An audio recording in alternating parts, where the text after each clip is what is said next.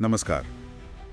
आज 30 जून है और आज जन्मदिन है एक्टर राज बब्बर जी का। जी हाँ, तो इस मौके पर हमने सोचा कि उनकी एक बहुत ही आइकॉनिक या कहें विवादास्पद फिल्म इंसाफ का तराजू पर थोड़ी बात की जाए। हाँ बिल्कुल, ये फिल्म उनके करियर के लिए बहुत अहम थी। मतलब इसी से वो एक तरह से स्थापित हुए। सही कहा, और वो भी एक ऐसे रोल से जिसे निभाना शायद उस वक्त मतलब काफी हिम्मत का काम रहा होगा। बिल्कुल।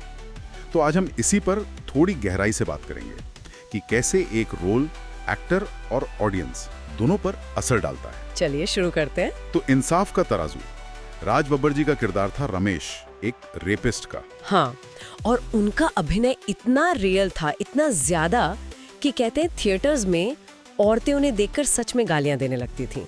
सोचिए जरा, मतलब पर्दे पर देखकर असल वाला गुस्सा। जी, और एक किस्सा तो उनकी अपनी माँ का है। जब उन्होंने फिल्म देखी तो घर लौटते हुए टैक्सी में वो रोने लगी। हाँ, मैंने भी सुना है। राज बब्बर जी को लगा शायद खुशी के आंसू हैं कि बेटे ने इतना अच्छा काम किया। पर वो बोली, बेटा हम कम खा लेंगे पर ऐसा काम मत करना।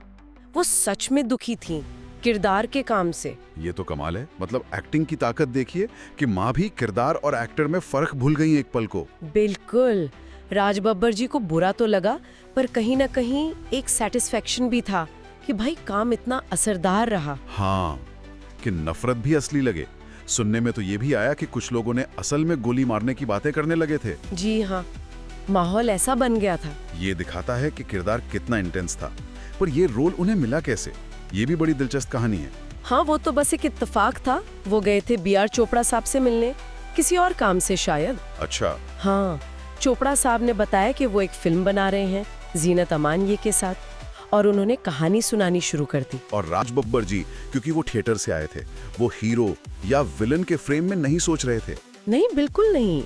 उनके दिमाग में बस वो किरदार घूम रहा था रमेश। वो बस ये सोच रहे थे कि काश ये रोल मुझे मिल जाए। मतलब कहानी सुनते सुनते उन्होंने मन बना लिया था। हाँ, और जैसे ही कहानी खत्म हुई, चोपड़ा साहब ने खुद ही पूछ लिया या कहिए ऑफर कर दिया कि रमेश का रोल करोगे। अरे वाह, ये तो मतलब किस्मत।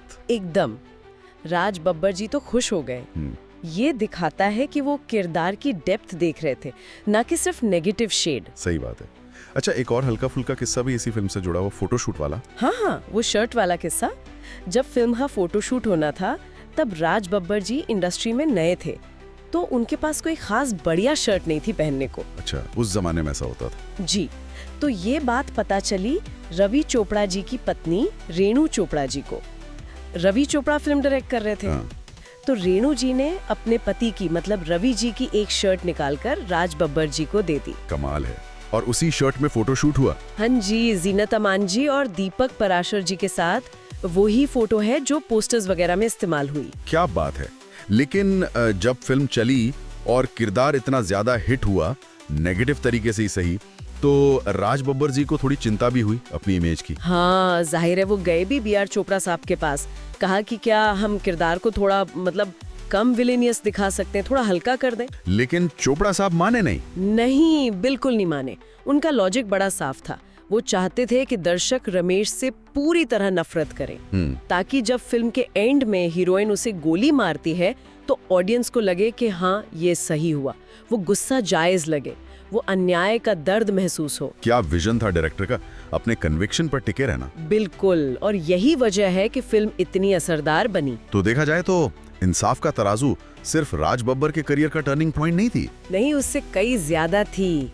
इसने दिखाया कि एक्टिंग क्या कर सकती है, दर्शकों को कैसे अंदर तक हिला सकती है, चाहे रोल नेगेटिव ही क्यों ना हो। सही कहा। और B.R. चोपड़ा का वो बोल्ड डिसीजन भी फिल्म की कामयाबी की एक बड़ी वजह बना। जी हाँ, उन्होंने कहानी के मुश्किल पहलू से समझौता नहीं किया। और ये वाकई सोचने वाली बात है ना, कि एक कलाकार के लिए कहां तक आर्ट है और कहां से पब्लिक इमेज का सवाल शुरू होता है। बिल्कुल, वो लाइन कहाँ खींची जाए, ये आज भी उतना ही रेलेवेंट सवाल है। सही।